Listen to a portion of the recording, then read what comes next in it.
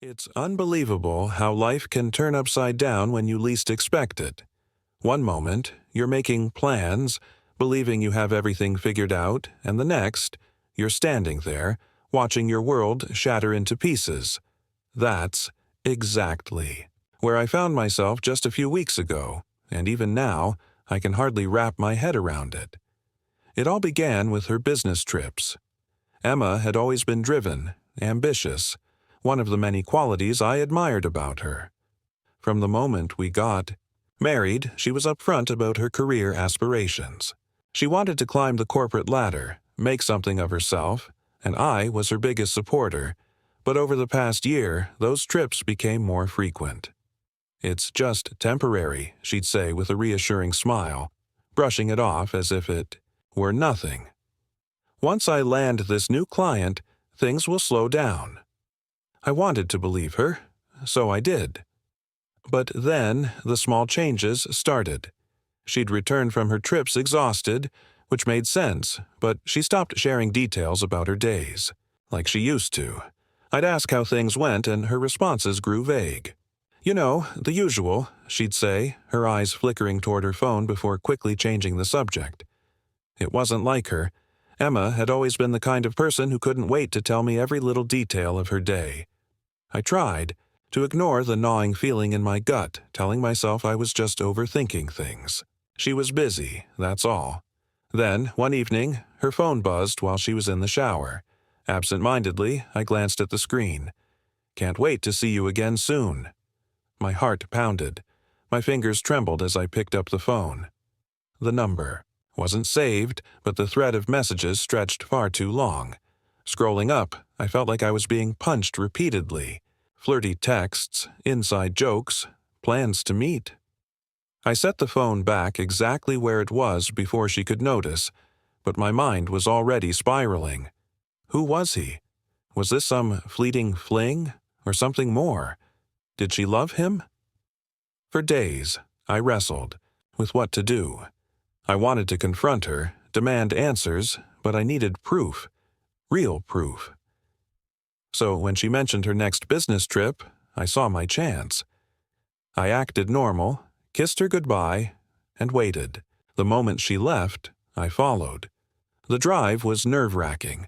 Maybe I was overreacting. Maybe I'd get there and feel ridiculous for doubting her. But when I arrived at the hotel she had mentioned, my stomach dropped. I walked to the front desk and asked for her room number. "I'm sorry, there's no reservation under that name," the receptionist said politely. And then I saw her. She was at the hotel bar, laughing with a man I didn't recognize. They leaned in close, their conversation intimate, effortless. Then she reached out, brushing his arm in a way that made my blood run cold. It was familiar, affectionate, something I hadn't felt from her in months. I stood frozen as they got up, walking toward the elevators together. My mind screamed at me to do something, to say something, but my body refused to move. Instead, I turned around, got into my car, and drove. My chest felt tight, my breath shallow. The woman I thought I knew, the woman I loved, had been lying to me. And I had no idea why. The drive home was a blur. My mind replayed every moment, every conversation, every little sign I had ignored. Emma and I had spent 4 years building a life together. We had plans, a family, a bigger house, vacations we always dreamed of. But now, all of it felt like a cruel illusion. I needed answers. When I got home, I sat on the couch, staring at nothing, trying to make sense of it all. My pulse raced as I grabbed her laptop, the one she used for work. We never snooped on each other's devices before. I had trusted her, but now I had no choice. Her password was the same as always, our anniversary and her favorite number. The familiarity of it stung. If she was hiding something, she hadn't even bothered to change her passwords. I opened her emails. At first, everything seemed normal. Work correspondence, bills, promotional offers. But then I noticed a folder labeled Personal. I clicked on it, and my stomach churned. emails between her and him, Steve. These weren't just flirty exchanges. They were about their life together. She told him she missed him, that she hated coming back to this mess. This mess? Was she talking about me? About our life? Scrolling further, I found pictures. Photos of them at a park, in restaurants, at what looked like a cabin. Smiling, happy, like a real couple, like we used to be. I slammed the laptop shut, my hands gripping my temples. This wasn't just an affair. This wasn't a mistake. She had built an entirely different life. One that I wasn't a part of. That night, sleep never came.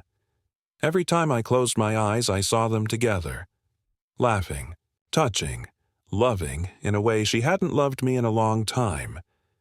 By morning, I knew one thing for certain. I needed the full truth. And I wasn't going to stop until I had it. Needed to know just how deep this betrayal ran. So, while she was at work, I searched through her things. Hidden in the back of her desk drawer, I found an old notebook. Inside, tucked between the pages, was a folded receipt, one that made my stomach drop. A rental agreement. Her name was on it. So was his. It wasn't just an affair. They had a home, a place of their own.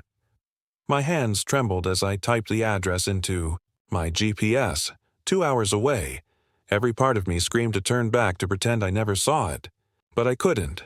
I had to see it with my own eyes. When I pulled up, the house looked normal. Quaint, even. A car sat in the driveway. Not hers. My pulse pounded in my ears as I sat there debating. Did I really want the truth? I already knew the answer. Minutes passed. Maybe an hour. Then, before I lost my nerve, I got out and knocked on the door. It swung open, and there he was. Steve.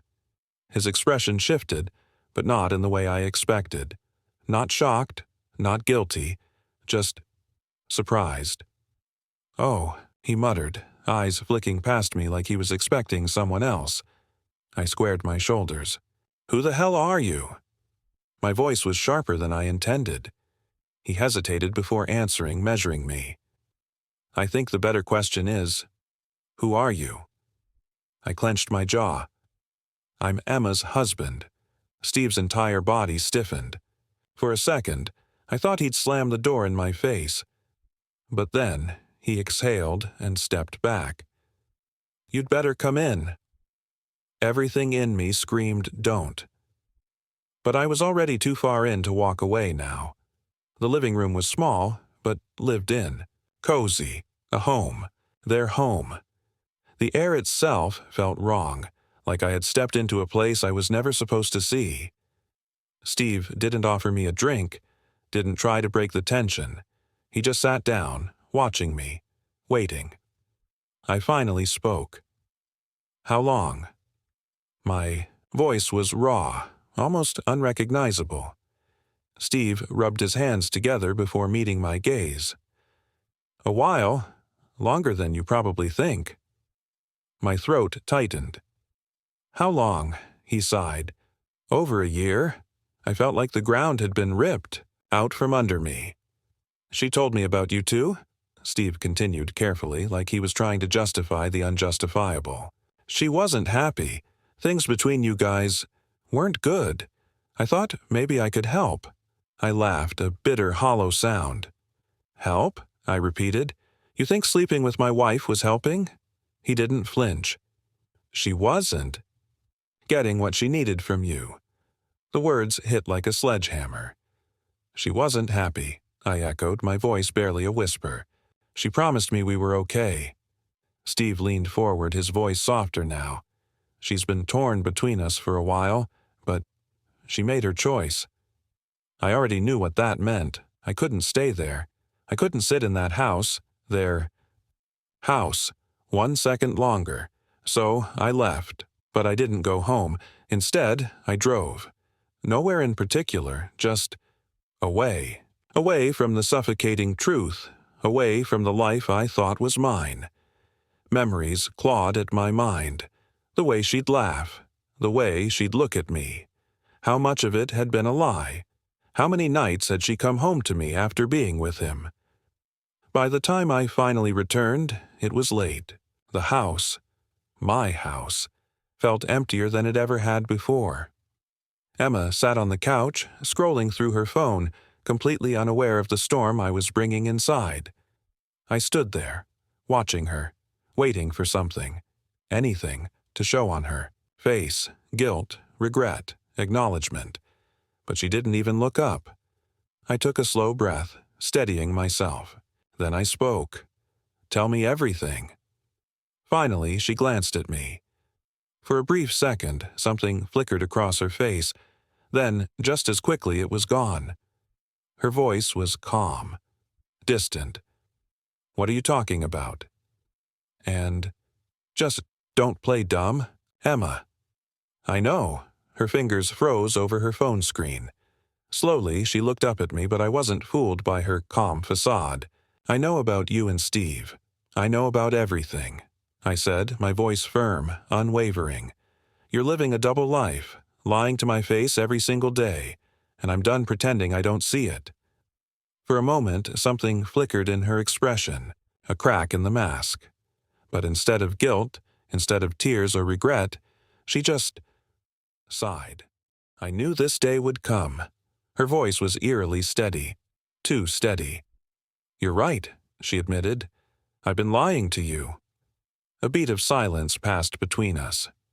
My breath caught in my throat, waiting for the apology, for some sign of remorse. But, "I'm not sorry." The words hit like a punch to the gut. I had braced for anger, for excuses, for her to deny everything. But not this. "You're not sorry?" My voice barely rose above a whisper. She met my gaze, eyes colder than I'd ever seen. Them. "No, I'm not." I shook my head, trying to process the sheer weight of her indifference. "You've been sneaking around, lying to me, destroying everything we built, and you're not sorry?" "I'm tired of pretending," she said bluntly. "Tired of being someone I'm not. I should have left months ago, but I didn't have the courage. Steve gave me that courage." Her words sliced through me, sharp and deliberate. "So that's it?" I asked, my voice raw. "You've been planning to leave me this whole time?" "Yeah," she said, as if it were the simplest thing in the world, like it didn't matter that she had just ripped my world apart, like I wasn't sitting here, watching my entire life unravel in front of me. She leaned back against the couch, arms crossed. "Look, we've been drifting apart for years. I told you, you just never listened." I clenched my jaw. "So instead of talking to me, instead of walking away like a decent human being, you decided to cheat." She didn't even flinch. "It wasn't just about Steve. It was everything. I've been unhappy for a long time." A bitter laugh escaped me. "Unhappy?" My voice cracked. "Then why not just end it? Why not tell me instead of sneaking around?" Emma finally looked away. "Because I didn't know how," she admitted. "I didn't want to hurt you, but staying in this marriage was hurting both of us." I let out a slow breath, trying to steady the storm brewing inside me. "You don't think this hurts? Finding out this way?" Silence, the weight of it pressed against my chest, suffocating. For years, I had thought we were happy, thought we were building something real. But she had already checked out. Long before, I even noticed. "Are you in love with him?" I finally asked.